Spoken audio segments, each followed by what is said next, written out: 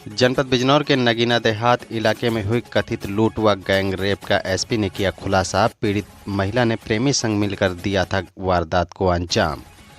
कर्जे में डूबे प्रेमी की मदद के लिए बनाई थी योजना। शाम ढलते ही योजनाबद्ध तरीके से घर में घुसा था प्रेमी। सनसनीखेज वारदात के बाद डीआईजी ने किया था घटनास्थल का निरीक्षण।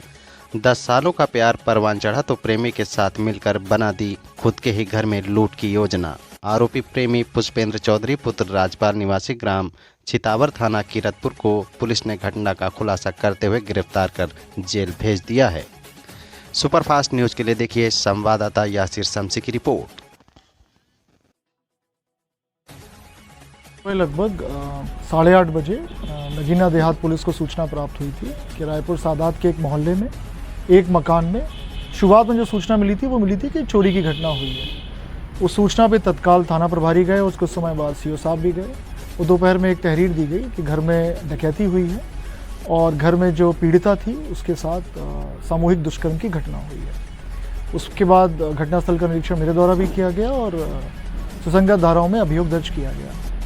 विवेचना के क्रम में कुछ तथ्य प्रकाश में आए हैं कि जो ये पीड़िता है, पीड़िता का पिछले 10-12 साल से एक व्यक्ति जो पीछे मेरे खड़ा है पुष्पेंद्र चौधरी, इसके साथ उसके संबंध थे। उसका ये मित्र है और ये फ़ोन पे निरंतर बात करते रहते थे। विवेचना के क्रम में ये भी आया प्रकाश में जो 19 अक्टूबर को चोरी की घटना हुई थी उस समय भी ये व्यक्ति घर पर आया था और एक लगभग इंटरोगेशन में निकल के ये आया कि लगभग 40,000 रुपये चोरी करके गया था। 14 तारीख की शाम को लगभग 5:51 पे पीड़िता ने इसको पुष्पेंद्र चौधरी को घर पे बुलाया क्योंकि पीड़िता के परिजन धामपुर गए थे एक फंक्शन के लिए।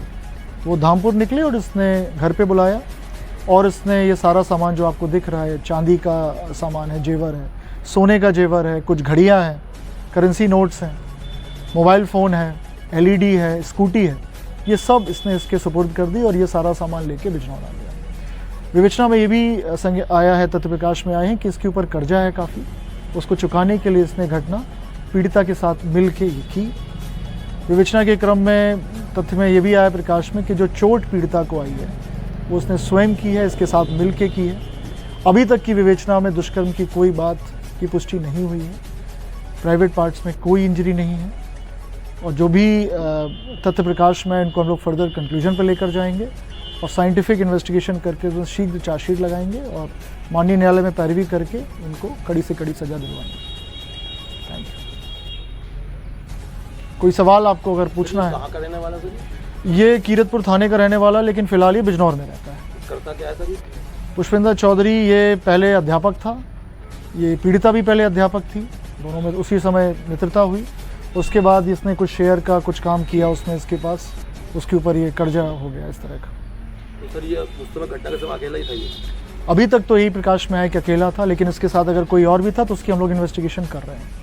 लेकिन फिलहाल इसने यही बताया कि अकेला गया था, लेकिन हम हर चीज़ को बिल्कुल गहनता से विवेचना कर रहे हैं। तो सर ये पुलिस वहाँ तक पहुँची इस तक, तो इसके लिए क्या रास्ता बना, मतलब क्या साधन बना, कौन सा रास्ता बना इससे जो इस तक? ये इंटरोगेशन हम लोग करते हैं। हम लोगों ने क्राइम सीन है, आपने भी देखा होगा कि शाम को 7 बजे कोई छत के रास्ते से कूद के इस तरह की घटना कर दे, जनरली नहीं होती है, अमूमन नहीं होती। इसलिए हम लोग भी इसको थोड़ा, जैसे आपने बताया मीडिया में चला भी है कि हम लोग थोड़ा अलग दृष्टि से इसको देख रहे थे, हर एंगल से इसको देख रहे थे कहीं कुछ, क्योंकि सटीक सूचना देना कि हम लोग परिजन को ने कहा था कि 10 बजे रात तक हम लोग लौट आएंगे और परिजन लगभग 5:30-6 बजे गए हैं, तो 4 घंटे की ये जो सटीक सूचना है वो वही कर सकता है जो परिचित हो या घर का इनसाइडर हो।